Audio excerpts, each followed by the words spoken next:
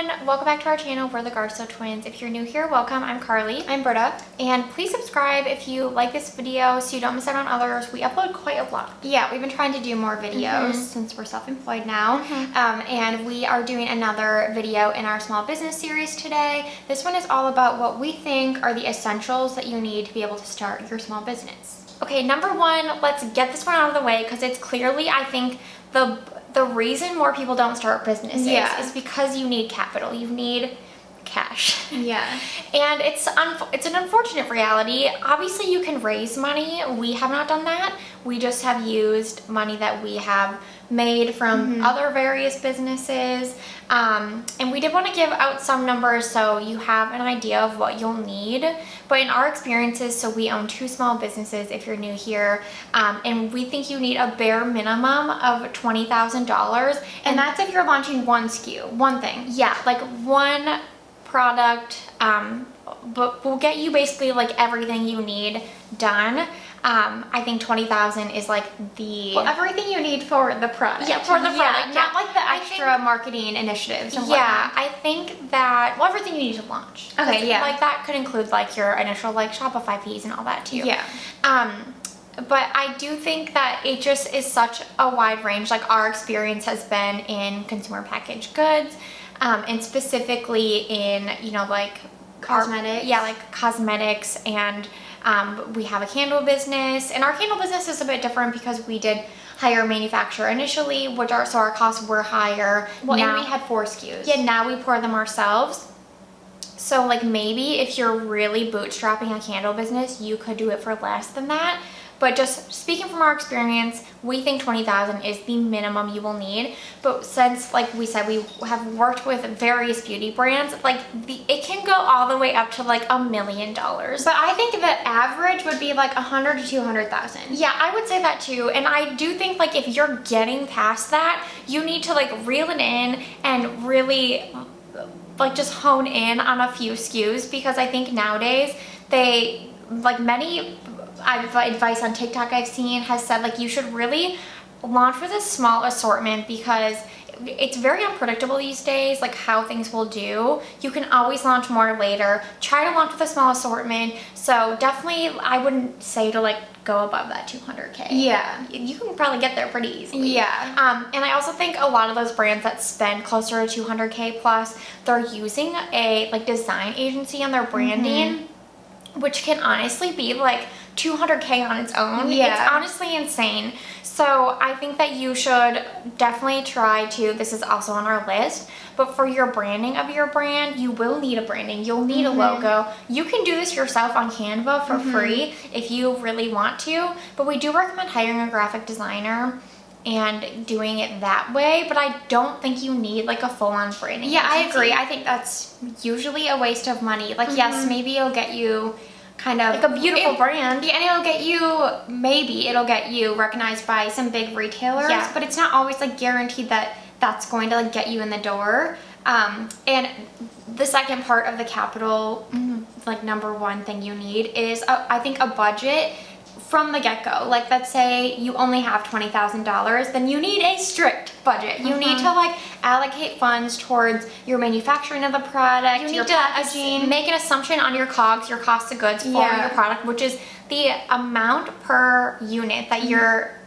going to produce, like how much it's going to cost you to make. Yeah. You need to really have a good idea of how much it's going to cost. And then like we said, you'll need a designer to do your logo and your branding. So you need to set a budget and find people that will work within your budget. Like early on for Clean Coats, we had looked into some people that we found on Instagram and we loved their work, but they were too expensive for graphic design. Yeah, and we had like a vision already and we just needed someone to help us like bring it to life. Yeah. And so we were like, we don't need to spend so much on this when we already know kind of what we want it to look like, and it saved us a lot of money. So definitely, if you like are bootstrapping this and have a really low budget, like $20,000, you really need to allocate funds evenly. Like you need to like, you know, have your list of things you need to pay for and make sure that you have a budget for each thing. Yeah, I think along with the budget, I think there's probably often a assumption that all your money you need to start a business is in the inventory. Like, oh, I just need this much and it's going to get me inventory and then I can launch. But that is not true, and you quickly learn. Like, we can do other videos breaking down like where our, please leave your questions below. Yeah, where our launch money went to. But like Britta said, like, you have to pay a graphic designer if you have one. You do have to pay for Shopify. It's not expensive, but you have to pay for it. You have to pay for a photographer. You have to pay for a photographer, like all these other things outside of your inventory. So you definitely don't want to allocate your entire launch budget just to your inventory. Like, there will be other things you have to pay for. Next is something that's super affordable and you should get immediately, and that is your URL. We use GoDaddy. We've used it for years. Since we had our blog, we use it for every single URL we own.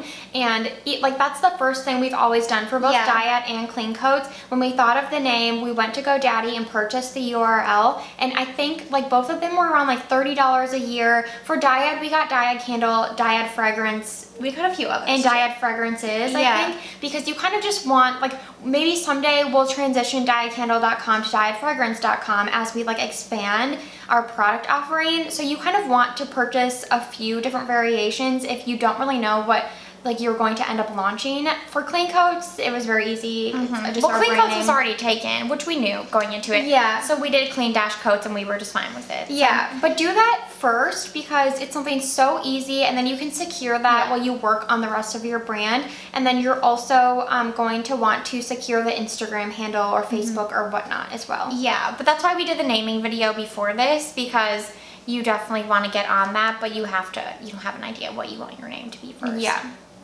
Okay, next up, this isn't necessary, but for us it definitely was, because there's two of us. We created an LLC really early on. Thankfully, actually, we already had one.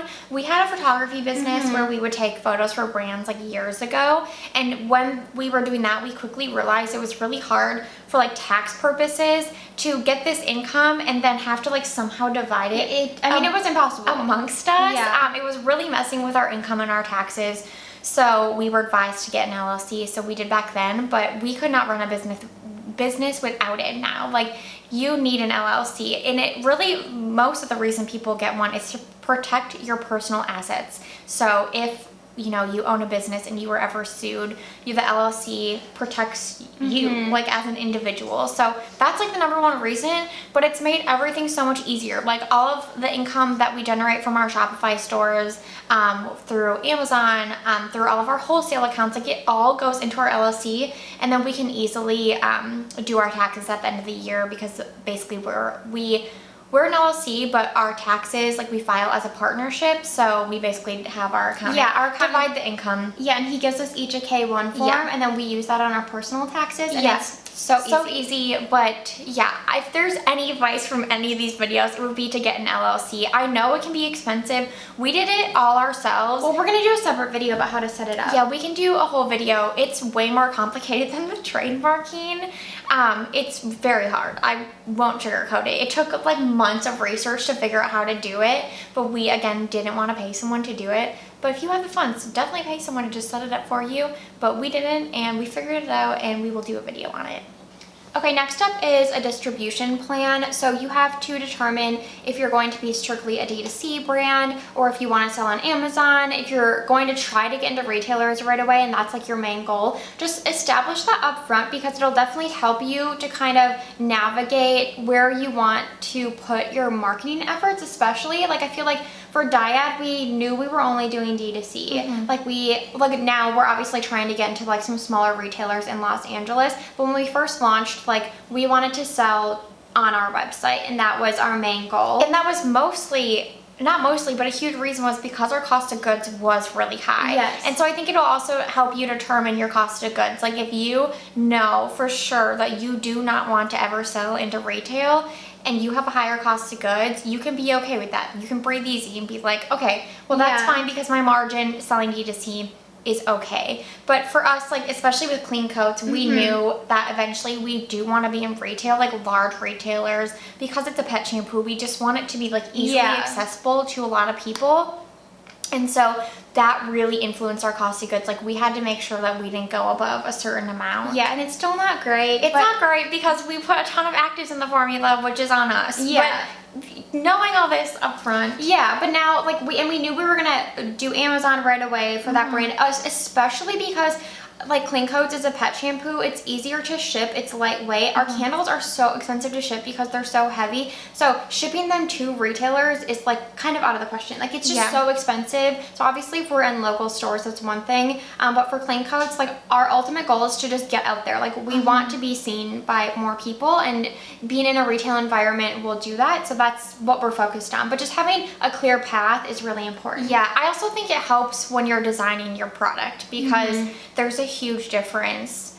We can actually do a whole video on this too. We learned a lot about this working in product development in the beauty industry, but like for your products to be truly retail ready, there's like a lot of requirements, and then there's also just like a visual cue that you want to give off. Yeah. That's like different than being on the shelves of a retail store versus online. Like with Dyad, we knew that we wanted our vessel to be really like timeless and could fit into everyone's home decor, but we didn't necessarily design that vessel to be like retail ready. Yeah. Because it isn't, you know, like it doesn't like scream the fragrance notes, you know, so there's like different ways you would approach it, knowing which way you want to go.